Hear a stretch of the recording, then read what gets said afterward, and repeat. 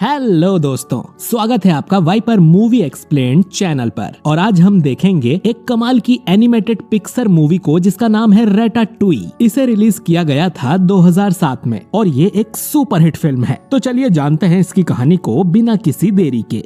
तो कहानी की शुरुआत होती है पेरिस के पास के एक गांव में। हम रेमी नाम के एक चूहे को देखते हैं जिसकी सूंघने की और टेस्ट करने की शक्ति बाकी किसी भी चूहे से काफी ज्यादा है। रेमी चूहों की एक पूरी कॉलोनी के साथ रहता है जो कि कचरे में से ढूंढ कर खाना खाते थे। रेमी को लगता था कि उन्हें इंसानों के किचन से अच्छा और साफ खाना चुरा कर खाना चाहिए, लेकिन रेमी के डैड का मानना था कि उन्हें इंसानों से हमेशा दूर रहना चाहिए और जो भी मिले चुपचाप खा लेना चाहिए। ये सभी चूहे एक बूढ़ी औरत के घर में रहते थे और वो इसके बारे में कुछ नहीं जानती थी। वो बूढ़ी औरत अक्सर ही टीवी पर कुकिंग चैनल लगाकर सो जाया करती थी। टीवी पर एक बहुत ही फेमस शेफ का शो आता रहता था जिसका नाम गुस्तो है, जिसका रेस्टोरेंट पूरे पेरिस में फेमस है। रेमी गुस्तो का काफी बड़ा फैन है और उसका सपना है कि वो एक दिन उसी की तरह काफी बड़ा शेफ बनेगा। लेकिन आज रेमी को पता चलता है कि गुस्तो की हाल ही में डेथ हो गई है। जो सुन रेमी चौंक जाता है। तभी वो बूढ़ी औरत भी जाग जाती है और रेमी को देख लेती है। वो उसे मारने के लिए उस पर गोली चलाने लगती है। गलती से वो बूढ़ी औरत उस जगह पर भी गोली मार देती है जहाँ पर वो सभी चूहे रहते हैं, यानी कि घर के एटिक में।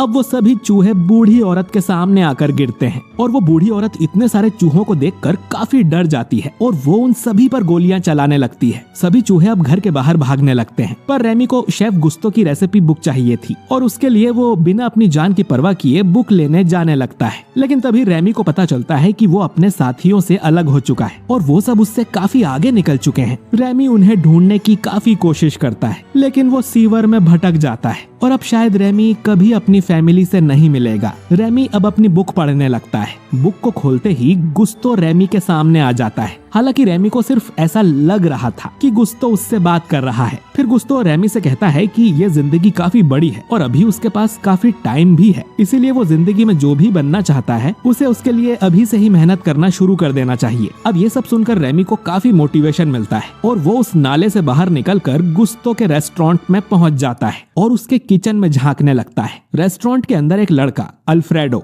जॉब के लिए आया हुआ था। अल्फ्रेडो असल में रेमाता का बेटा है जो कि शेफ गुस्तो की पुरानी गर्लफ्रेंड थी और अब वो भी मर चुकी है। अल्फ्रेडो को यहाँ पर साफ सफाई करने की जॉब मिल जाती है। कुछ देर बाद अल्फ्रेडो सफाई करते हुए गलती से थोड़ा सा सूप गिरा देता है और अब सूप को पहले जैसा करने के लिए अल्फ्रेडो उसमें कुछ भी अंट शंट चीजें डालने लगता है। ये सब रेमी भी ऊपर से देख रहा था। रेमी को ये देखकर काफी गुस्सा आ रहा था क्योंकि अल्फ्रेडो सूप को और भी ज्यादा बिगाड़ रहा था। तभी रेमी फिसल कर नीचे पानी में जा गिरता है। रेमी किसी तरह सबसे छिपता छिपाता हुआ खिड़की से भागने जा रहा होता है। तभी रेमी की नजर उस सूप पर जाती है और वो समझ जाता है कि अल्फ्रेडो ने सूप को पूरी तरह से बेकार कर दिया है। अब रेमी खुद से सूप में तरह तरह के मसाले डालकर उसे ठीक करने लगता है, पर अल्फ्रेडो रेमी को ये करते हुए देख लेता है और उसे पकड़ लेता है। तभी वहाँ हेड शेफ स्किनर आ जाता है और उसे लगने लगता है कि अल्फ्रेडो ने सूप के साथ कुछ किया है, तो वो उसे डांटने लगता है। इतनी देर में वेटर आकर उस सूप को एक लेडी के पास ले जाता है। वो लेडी सूप पीती है और पीते ही उस सूप की तारीफ करने लगती है और कहती है कि आज से पहले उसने इससे अच्छा सूप कभी नहीं पिया। अब वो लेडी हेड शेफ को बुलाकर उसकी तारीफ भी करती है। हेड शेफ अब भी अल्फ्रेडो को जॉब से निकालना चाहता था, लेकिन बाकी लोग ऐसा नहीं होने देते क्योंकि गुस्तो कहा करते थे कि कोई भी पका सकता है। हेड शेफ अब कहता है कि वो अल्फ्रेडो को एक मौका जरूर देंगे और उसे फिर से यही सूप बनाना होगा। इसके बाद रेमी यहाँ से भागने की कोशिश करता है, लेकिन हेड शेफ उसे देख लेता है। बाकी सभी रेमी को मारने दौड़ते हैं, लेकिन अल्फ्रेडो उसे बोतल में पकड़ लेता है। हेड शेफ अल्फ्रेडो से कहता है कि इस चूहे को यहाँ से दूर ले जाकर मार दो। अल्फ्रेडो रेमी को एक नदी में फेंकने लाता है, लेकिन उसे मारने की उसकी हिम्मत नहीं होती। वो वहीं बैठकर रेमी से बातें करने लगता है कि उसे अपनी जॉब नहीं खोनी, पर उसे पकाना नहीं आता है। उसकी बातें रेमी समझकर सिर हिला रहा था। तो अल्फ्रेडो कहता है कि वो रेमी को आजाद कर देगा,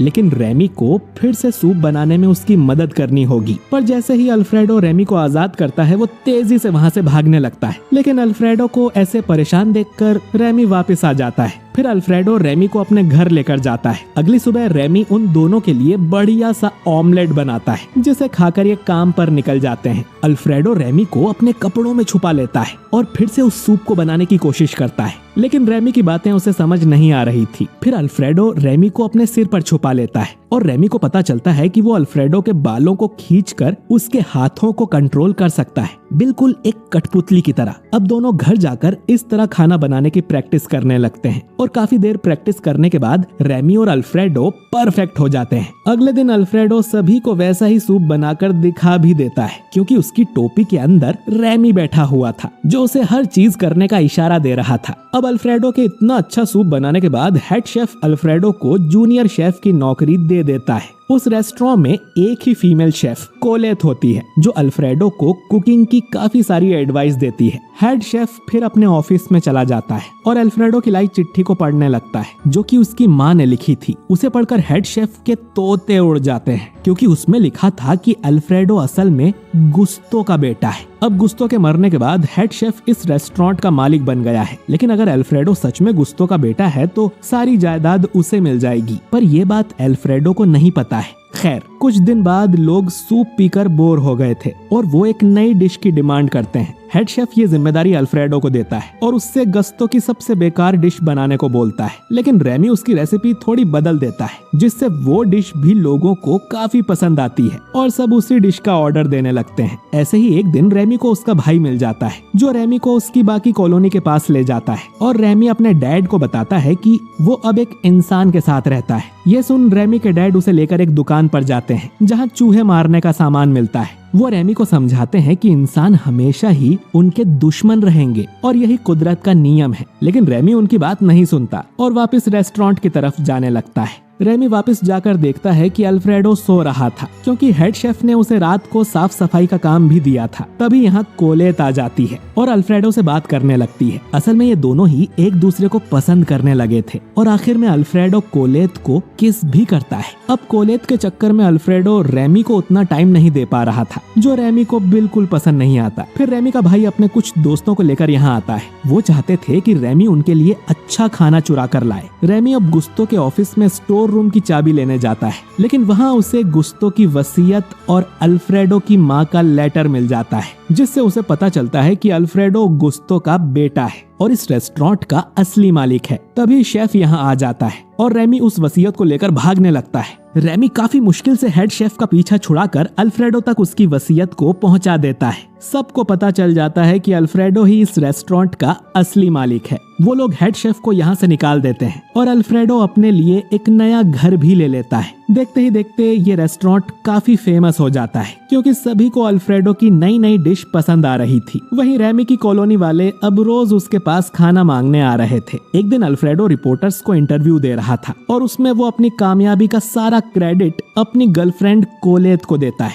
जो कि रेमी को अच्छा नहीं लगता, क्योंकि असल में तो सारा काम वो ही कर रहा था और तारीफें अल्फ्रेडो को मिल रही थी। पर तभी रेस्टोरेंट में एक फूड क्रिटिक आता है जिसका नाम एंटन ईगो है, जो फूड को रेटिंग देता है। और पिछली बार उसने गुस्तो के फूड को काफी कम रेटिंग दी थी और बेकार बताया था, जिसकी वजह से गुस्तो को हार्ट अटैक आया था और उसकी मौत हुई थी। ईगो अल्फ्रेडो से कहता है कि वो कल रात उसके रेस्टोरेंट में वापस आएगा और उसका फूड टेस्ट करके उसे रेटिंग देगा। जिसके बाद अल्फ्रेडो और रेमी के बीच लड़ाई होने लगती है, क्योंकि अल्फ्रेडो दुनिया को ये नहीं बता सकता कि ये सारा खाना एक चूहा बनाता है। वो रेमी को बाहर ही छोड़ देता है, जिससे रेमी को बहुत गुस्सा आता है और वो अपने भाई से कहता है कि रात में पूरी कॉलोनी लेकर आए, वो सब आज दावत करेंगे। रात होते ही रेमी सभी चूहों को अंदर घुसाता है और वो लोग खाने की चोरी करने लगते हैं। वहीं अल्फ्रेडो को अपनी बातों का बुरा लग रहा था और वो रेमी को ढूंढते हुए वापस रेस्टोरेंट में आता है और रेमी से माफी मांगते हुए कहता है कि उसे गुस्तो का बेटा होने का थोड़ा घमंड हो गया था। पर तभी अल्फ्रेडो देखता है कि रेमी यहाँ अपने साथियों को बुलाकर खाने की चोरी करवा रहा था। ये देख अल्फ्रेडो बहुत गुस्सा हो जाता है और झाड़ू मारकर सभी को बाहर निकाल देता है और रेमी से भी कहता है कि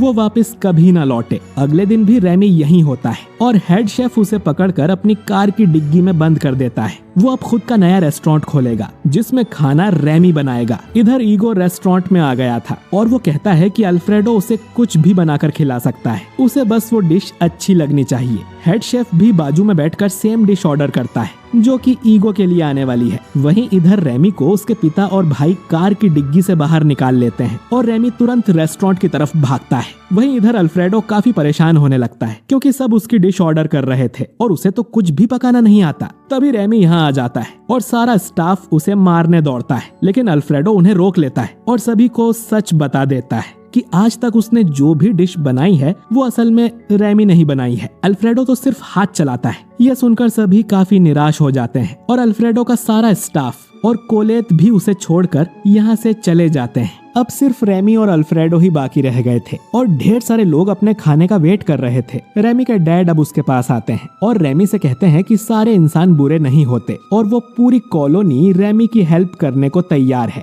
लेकिन तभी यहाँ एक फूड इंस्पेक्टर आ जाता है और वो इतने सारे चूहों को देखकर काफी डर जाता है और उनके रेस्टोरेंट की कंप्लेंट करने जाने लगता है, पर ये चूहे उसे बांधकर एक जगह पटक देते हैं। इधर रेमी सभी चूहों को सैनिटाइज करता है और काम पे लगा देता है और ये चूहे खाना बनाने लगते हैं। वहीं अल्फ्रेडो वेटर का काम करते हुए लोगों के ऑर्डर लेने जाता है। तभी कोलेत भी वापस आ जाती है क्योंकि उसे गुस्तों की एक बात याद आ गई थी कि कोई भी पका सकता है तो एक चूहा क्यों नहीं। रेमी इन्हें बताता है कि वो ईगो के लिए रैटाटुई नाम की डिश बनाना चाहता है जो कि किसानों की डिश है। रेमी अब रैटाटुई को बनाता है जिसमें कोलेत उसकी मदद करती है और अल्फ्रेडो ये डिश ले जाकर ईगो और हेड शेफ को दे देता है और ईगो जैसे ही उस डिश को खाता है वो सब भूल जाता है और अपने बचपन में पहुंच जाता है। ईगो को याद आता है कि कैसे जब वो छोटा था तो उसकी मदर यही डिश उसे खिलाती थी। ईगो को वो डिश काफी ज्यादा पसंद आती है। हेड शेफ को यकीन नहीं होता कि बिना उस चूहे के ये डिश बनी कैसे। वो किचन में जाता है तो सभी चूहे उसे भी बांधकर पटक देते हैं। ईगो अब उस शेफ से मिलने को कहता है जिसने ये डिश को बनाया है। अल्फ्रेडो कहता है कि जब रेस्टोरेंट पूरा खाली हो जाएगा तब उन्हें शेफ से मिलने दिया जाएगा।